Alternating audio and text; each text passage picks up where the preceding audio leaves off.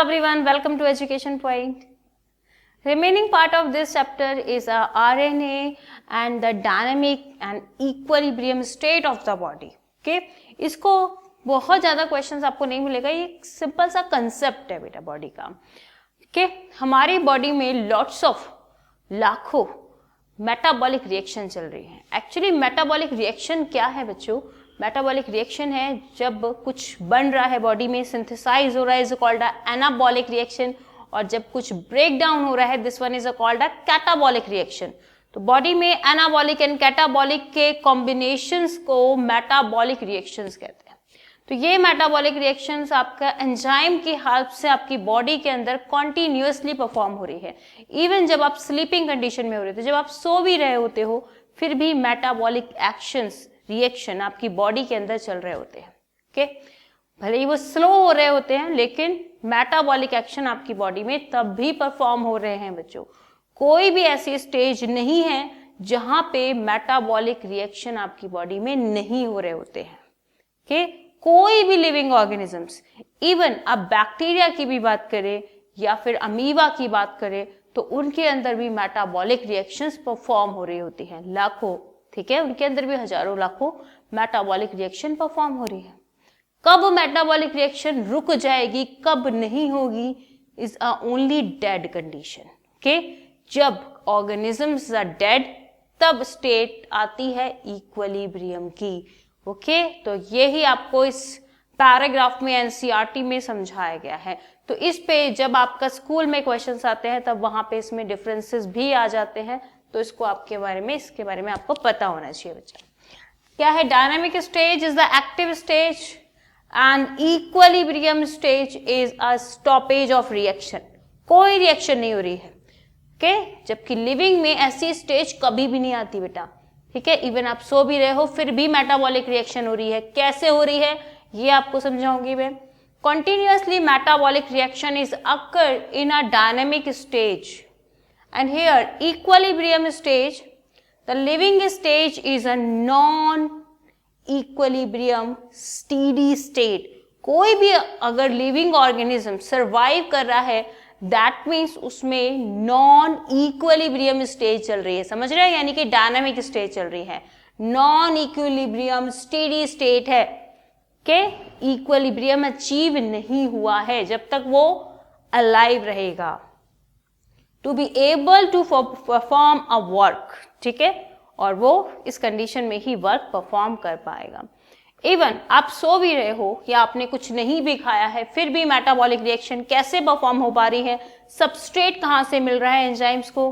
By the storage substance. Okay, अब आपको पता है आपके अंदर जो ग्लूकोज है वो ग्लाइकोजन के फॉर्म में स्टोर हो जाता है. ठीक है, प्रोटीन आपकी बॉडी में स्टोर होती है, फैट्स आपकी बॉडी में स्टोर होता है. तो ये सब कंपोनेंट्स कहाँ से मिल जा रहे हैं? मेटाबॉलिक रिएक्शन को स्टोरेज कंपोनेंट से मिल जा रहे हैं. And the storage material provide a raw material to the body. Anabolic reaction करने में और कैटाबॉलिक रिएक्शन में अगर आपने कुछ नहीं भी एक्स्ट्रा सोर्सेज लिए हैं, बाहर से कुछ नहीं भी खाया है, तो आपकी बॉडी स्टोरेज सब्सटेंस का यूज करेगी, लेकिन मेटाबॉलिक रिएक्शन जरूर चलेगी. ठीक है, तो एनाबॉलिज्म का मतलब बच्चों मैं आपको पहले भी बता चुकी हूँ. Anabolism that means a simple molecules का मिलके, सिंपल कंपाउंड का मिलके कॉम्प्लेक्स सब्सटेंस का बन जाना is called a anabolic. Okay, कुछ फॉर्म हो रहा है बच्चों, कुछ सिंथेसाइज हो रहा है, इज कॉल्ड अ एनाबॉलिज्म. ठीक है, अगर प्लांट में अगर हम देखें तो एनाबॉलिक रिएक्शन का सबसे इजी एग्जांपल है 6CO2 plus 12H2O gives out C6H12O6 plus 6 carbon molecules and water molecules. 6 oxygen के molecules, 6 O2 and water molecules. ठीक है, तो ये रिएक्शन आपकी फोटोसिंथेसिस की रिएक्शन है, जो कि प्लांट में एनाबॉलिक रिएक्शन का एग्जाम्पल है.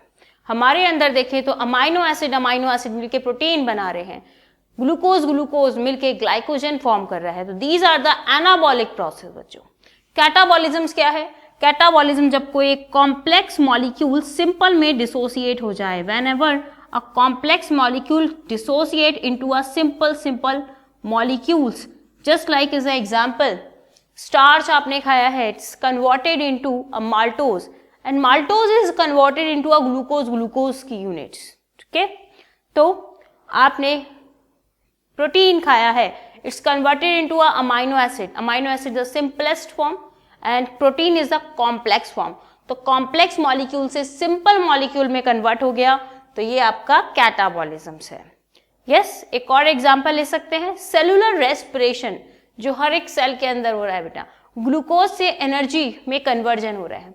Glucose C6H12O6 plus O2 oxygen के साथ बाइंड होके क्या दे रहा है, 38 ATP प्लस CO2 बाहर निकलता है और वाटर के मॉलिक्यूल्स बाहर निकलते हैं.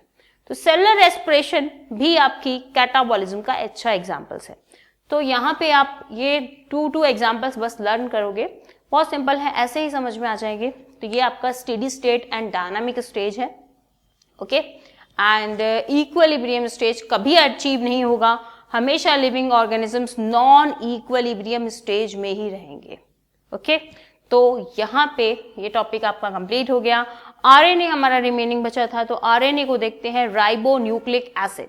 राइबोन्यूक्लिक एसिड बेटा सिंगल चेन है, जैसे डीएनए आपका डबल चेन स्ट्रक्चर है, but RNA is a single chain structure. Okay, firstly ये याद रखेंगे, ribonucleic acid is a single chain structure.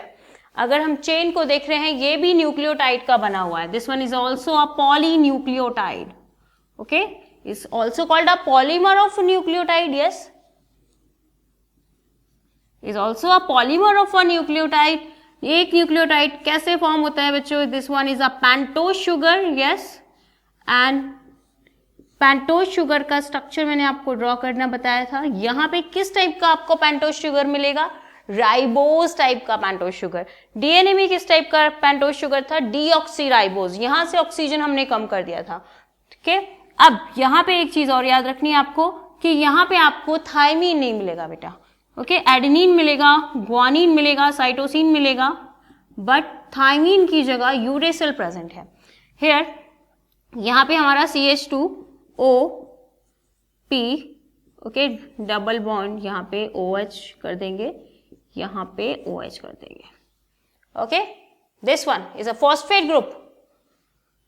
And next कैसे अटैच करना होगा फॉस्फेट ग्रुप को, यहाँ से आपको ना ये हटाना पड़ेगा बेटा. ये यहाँ से ऐसे अटैच किया था, इसका हेड वाला पार्ट और ये वाला पार्ट को अटैच करोगे. ठीक है, एक दूसरा न्यूक्लियोटाइड आ जाएगा, इस तरीके से पूरी चेन बन जाएगी. दूसरा अटैच कर सकते हो guanosine, guanine, that means sorry is a guanine. And here फिर से OH यहाँ से फिर से अटैच करोगे. ठीक है, ओके, इसको कंप्लीट कर दोगे इस तरीके से. ठीक है, ये मैंने डीएनए में बनाना आपको बताया है बेटा, सिखाया है ये आपको किस तरीके से आप इसको बनाओगे. ओके, तो यहाँ पे पूरी लंबी चेन चल सकती है ना. हम यहाँ पे 3 का ही ले लेते हैं. यहाँ पे आप यूरेसिल ले लो, थायमीन तो होता नहीं है ना, यूरेसिल ले लोगे. ओके, इस तरीके से ये पूरी single chain is a RNA. RNA बच्चों 3 टाइप्स के होते हैं, mRNA, tRNA, rRNA. ओके, तो firstly is a rRNA. RNA is called ribosomal rRNA. क्यों बोलते हैं इसको ribosomal RNA? Ribosomal RNA. Okay, because छोटे छोटे ये कंपोनेंट मिलके राइबोसोम का फॉर्मेशन कर रहे होते हैं. याद रखना बेटा, राइबोसोम स्मॉलर सब यूनिट, लार्जर सब यूनिट्स किससे मिलके बना है, ये एक नॉन मेम्ब्रेनस बाउंडेड स्ट्रक्चर है, ऑर्गेनेलीज है. प्रोकैरियोट्स में भी प्रेजेंट है, यूकैरियोट में भी प्रेजेंट है. 70S type of a ribosome found in a prokaryotes and 80S ribosomes are found in eukaryotes. तो ribosomes are formed by a rRNA के मॉलिक्यूल्स मिलके राइबोसोम का फॉर्मेशन कर रहे होते हैं बेटा, करते हैं. ठीक है, तो ये rRNA कौन फॉर्म करता है, rRNA तो राइबोसोम को फॉर्म कर दे रहे हैं, लेकिन rRNA को कौन फॉर्म करेगा, rRNA की सिंथेसिस कौन करता है, आपके न्यूक्लियस के अंदर प्रेजेंट न्यूक्लियोलस पार्ट. ओके, आपको मैंने cell the unit of life में पढ़ाया है. न्यूक्लियोलस एक नॉन मेम्ब्रेनस बाउंडेड स्ट्रक्चर होता है जहां पे क्रोमेटिन के कलेक्शन, क्रोमेटिन के थ्रेड कलेक्टेड प्रेजेंट होते हैं, is a dark colour area. तो वो न्यूक्लियस के अंदर आपको एक भी मिल सकते हैं, दो भी मिल सकते हैं, है ना, इट्स डिपेंड ऑन, वेरी करता है मैटर, ठीक है। तो ये न्यूक्लियोलस के अंदर आरएनए की सिंथेसिस होती है, याद रखना। तो सिंथेसिस ऑफ आरएनए अकर इन, इसको लिख लेंगे नोट करके, this much is very important, synthesis of RNA occurs in nucleolus, synthesis of RNA occur in nucleolus, okay. तो न्यूक्लियोलस के अंदर आरएनए की सिंथेसिस हो रही है, ऑलराइट।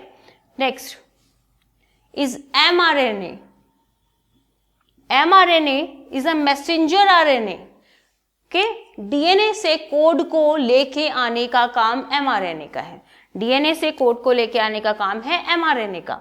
तो is called a messenger, messenger RNA, okay, they carry the code from, codes from DNA, okay, इसको लेके बाहर आएगा और इसी कोड के थ्रू न्यूक्लियोटाइड का एक सीक्वेंस हमें मिलेगा और प्रोटीन की सिंथेसिस होगी, yes. And next one is a tRNA, tRNA जैसा इसका नाम है वैसी इसका शेप है बेटा, क्लोवर लीफ लाइक स्ट्रक्चर होता है, this one is a clover leaf like structure, यहां पे इसके लोब लगे होते हैं, टी जैसा शेप है, यस। ये एंटीकोडॉन साइट होती है यहां पे इसकी, एंटीकोडॉन लूप्स क्या होते हैं ये आप +2 में समझेंगे एंड 12th क्लास में इसको डिटेल में समझेंगे, अभी आप उतना समझ लेंगे। ये राइबोसोमल बाइंडिंग साइट होती है, राइबोसोम पे जाके ऐसे ना लग जाता है बेटा ये, ठीक है, और यहाँ पे एमआरएनए आके लग जाता है, ठीक है, यहाँ पे टीआरएनए आ जाता है। टीआरएनए का काम होता है इस कोड को पढ़ना, चश्मा लगा दो इसको, ठीक है, ये इन कोड को पढ़ेगा बेटा, ठीक है, तब आपको याद रहेगा, इस स्ट्रक्चर से ना आपको याद रहेगा। तो ये क्या करेगा, इस कोड को रीड करेगा बेटा और अपने ऊपर ही एक अमाइनो एसिड की इसी सीक्वेंस के अकॉर्डिंग चेन बना लेगा, जो सीक्वेंस एमआरएनए पे मिलेगा ना उसी के अकॉर्डिंग ये एक अमाइनो एसिड की चेन बना देगा, peptide chain, and form a peptide chain, that means is the formation of protein, right. Ribosomal binding site, here a ribosomal binding site, और यहां पे आपको क्या मिलेगा बेटा, this one is amino acetylation site. अगर याद नहीं होगा तो अभी के लिए छोड़ सकते हो, +2 में 12th क्लास में पढ़ना है आपको, अमाइनो एसिटाइलेशन साइट, ओके। तो ये वाली ऐसे आपको अलग अलग साइट मिलेगी, ये अमाइनो एसिड बाइंडिंग साइट होती है, यहां पे आगे ना अमाइनो एसिड जुड़ते जाएंगे इस तरीके से। कैसे जुड़ेंगे, क्योंकि इसके नीचे एमआरएनए कोड लेके आया है डीएनए से। तो टीआरएनए का क्या काम है, reading of a code and arrange the nucleotide at a particular sequence, okay. तो अमाइनो एसिड को रीड करना और उन कोड को रीड करने के बाद एक पर्टिकुलर मैनर में अरेंज करके प्रोटीन का फॉर्मेशन हो रहा है ना एक्चुअली, तो अरेंज करना, तो किसका काम है, टीआरएनए का। सो टीआरएनए, सारे आरएनए जो है अपनी अपनी जगह इंपॉर्टेंस है, उनके अपने अपने रोल्स हैं, ओके। तो आरएनए पे या आरएनए पे अगर शॉर्ट नोट आता है तो आप तीनों के बारे में लिखोगे बेटा, आरएनए का स्ट्रक्चर ड्रॉ करोगे, फुल फॉर्म लिखोगे एंड जो भी कैरेक्टरिस्टिक फीचर है वो बताओगे कि यहाँ पे यूरेसिल प्रेजेंट है थायमीन की प्लेस पे, और प्लस इनको आरएनए, एमआरएनए और टीआरएनए को भी लिखेंगे। अगर भले ही टाइप आपको नहीं पूछा गया है क्वेश्चन में, बट आपको टाइप भी एक्सप्लेन करना है, ओके।